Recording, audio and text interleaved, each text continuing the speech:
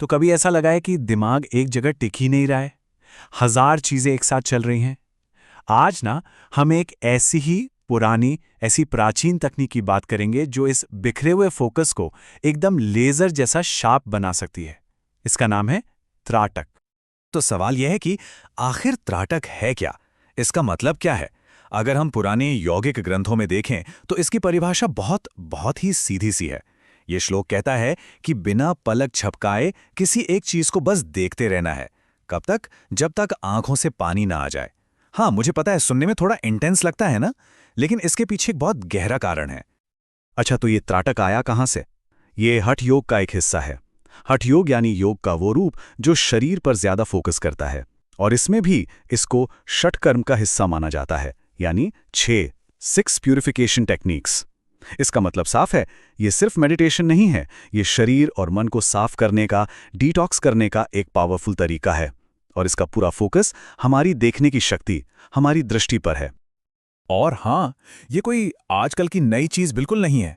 इसकी जड़ें बहुत बहुत गहरी हैं। इतनी गहरी कि इसकी शक्ति का जिक्र महाभारत जैसे महान ग्रंथों में मिलता है। और वहां जो किस्से हैं वो इसके असर की एक जबरदस्त झलक देते हैं। जरा सोचिए इसके बारे में। एक तरफ है गांधारी, आंखों पर पट्टी बंधी है, लेकिन वो अपनी इसी एकटक देखने की शक्ति से अपने बेटे दुर्योधन के शरीर को लगभग वज्र जैसा, मतलब ऑलमोस्ट इनविंसिबल बना देती हैं। और दूसरी तरफ है संजय, जिन्हें ऋषि व्यास से दिव्य दृष्टि मिलती है, और इस दृष्टि से वो मीलों दूर पूरा कुरुक्षेत्र का युद्ध ऐसे देख रहे थे मानो कोई लाइव टेलीकास्ट चल रहा हो। ये कहानियां बताती हैं कि इस प्रैक्टिस में कितनी अनबिलीवेबल, कितनी शक्ति हो सकती है। अब ये कहानियां सुनने में थोड़ी अविश्वसनीय लग सकती हैं, सही कहा ना? लेकिन क्या हो अगर इन पौराणिक दावों के पीछे एक सॉलिड यौगिक विज्ञान हो?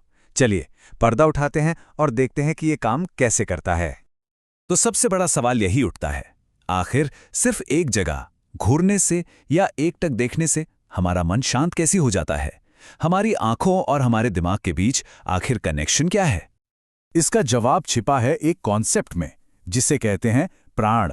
प्राण यानी लाइफ फोर्स एनर्जी। बिल्कुल आसान भाषा में समझें तो यह वो यूनिवर्सल एनर्जी है जो हर चीज को चला रही है इस पूरे ब्रह्मांड में। हमारी सांस से लेकर हमारे विचारों तक हर मूवमेंट, हर वाइब्रेशन प्राण है। ओके, तो चलिए इसको स्टेप बाय स्टेप तोड़ के देखते हैं। यह ना एक चेन रिएक्शन जैसा है, बिल्कुल एक डोमिनो इफेक्ट। देखिए, स्टेप 1, हमने अपनी आंखों की मूवमेंट को कंट्रोल किया, पलक झपकाना बंद किया। इससे हम एक खास उप प्राण को कंट्रोल करते हैं। फिर आता है स्टेप 2। जैसे ही आंखें शांत होती हैं, हमारी सांस, हमारी ब्रेथ, वो अपने आप ही ऑटोमेटिकली शांत और रिदमिक हो जाती है। और फिर फाइनल स्टेप, स्टेप 3, जैसे ही सांस शांत हुई, उससे जुड़ा हुआ हमारा मन, हमारा चित्त, वो भी शांत और फोकस्ड हो जाता है। तो देखा, आंखें, सांस और मन, कितना सिंपल और पावरफुल कनेक्शन है। और ये कनेक्शन, ये कोई नई खोज नहीं है। योग के महान ग्रंथ हठ योग प्रदीपिका में इसके बारे में साफ साफ लिखा है। एक श्लोक है, चले वाते चलम चित्तम निश्चले निश्चलम भवेत। इसका मतलब बहुत गहरा है कि जब वायु यानी हमारी सांस चलती है, अस्थिर होती है, तो हमारा चित्त यानी मन भी चलता है, अस्थिर होता है। और जब सांस निश्चल यानी शांत हो जाती है, तो मन भी शांत हो जाता है। यही यही त्राटक का कोर प्रिंसिपल है। तो अब हमने क्यों तो समझ लिया कि ये काम क्यों करता है। अब बारी है कैसे की। तो चलिए आगे बढ़ते हैं और देखते हैं कि इस प्रैक्टिस को करने के अलग अलग तरीके, यानी इसके अलग अलग रास्ते क्या हैं। देखिए, त्राटक का मतलब सिर्फ एक ही तरह की प्रैक्टिस नहीं है। मोटा मोटा इसके 3 मेन टाइप्स हैं। सबसे पहला है बहिरंग त्राटक, यानी एक्सटर्नल त्राटक। बिगिनर्स के लिए यही है। इसमें हम एक फिजिकल ऑब्जेक्ट जैसे कोई डॉट या मोमबत्ती की लौ पर फोकस करते हैं। जब इसमें महारत हासिल हो जाए तब आता है अंतरंग त्राटक, यानी इंटरनल त्राटक। ये एडवांस्ड है। इसमें आंखें बंद करके उसी ऑब्जेक्ट को मन की आंखों से देखा जाता है। और तीसरा है अधो त्राटक, जो और भी एडवांस्ड लेवल की प्रैक्टिस है। ओके, तो थ्योरी बहुत हो गई, अब आते हैं प्रैक्टिकल्स पर। और सबसे जरूरी चीज है आराम से और सेफ तरीके से शुरुआत करना। तो चलिए देखते हैं कि अपने पहले 5 मिनट के सेशन के लिए क्या करना है। प्रैक्टिस शुरू करने से पहले कुछ तैयारी करनी है, ये बहुत इंपॉर्टेंट है। सबसे पहले एक शांत जगह जहां हल्की रोशनी हो, वहां बैठ जाएं। कमर एकदम सीधी और आराम से बैठना है। जो भी ऑब्जेक्ट आपने चुना है वो आंखों के बिल्कुल लेवल पर होना चाहिए और आपसे तकरीबन 1 हाथ दूर। और हाँ, कोशिश करें कि हर सेशन में ऑब्जेक्ट ना बदलें, एक ही रखें। चश्मा या कॉन्टैक्ट लेंसेज उतार दें।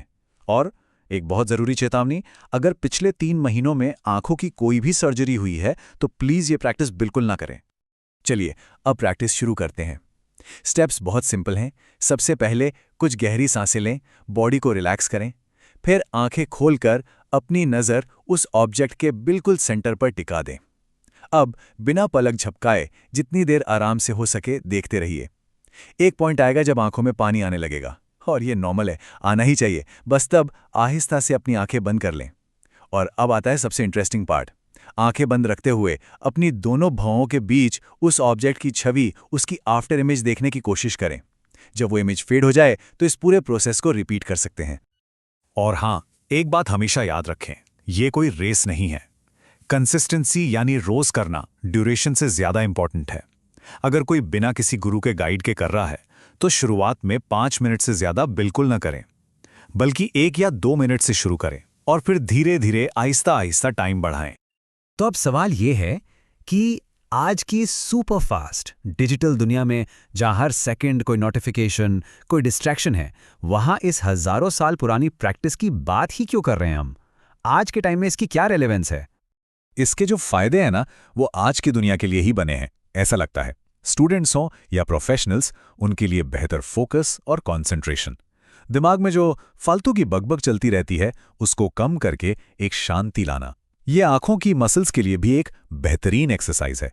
और शायद सबसे जरूरी, सोशल मीडिया स्क्रोलिंग जैसे जो डिस्ट्रैक्शंस हैं, उनसे लड़ने के लिए हमारी विल पावर, हमारी इच्छा शक्ति को बहुत मजबूत बनाता है। तो आखिर में बस एक सवाल है, एक ऐसी दुनिया में जो हमारा ध्यान खींचने के लिए ही बनी है, जहां हर चीज हमारे अटेंशन के लिए लड़ रही है, उस दुनिया में हमारे खुद के फोकस की असली कीमत क्या है? त्राटक उस फोकस को वापस पाने का एक रास्ता हो सकता है। इस चर्चा में शामिल होने के लिए शुक्रिया।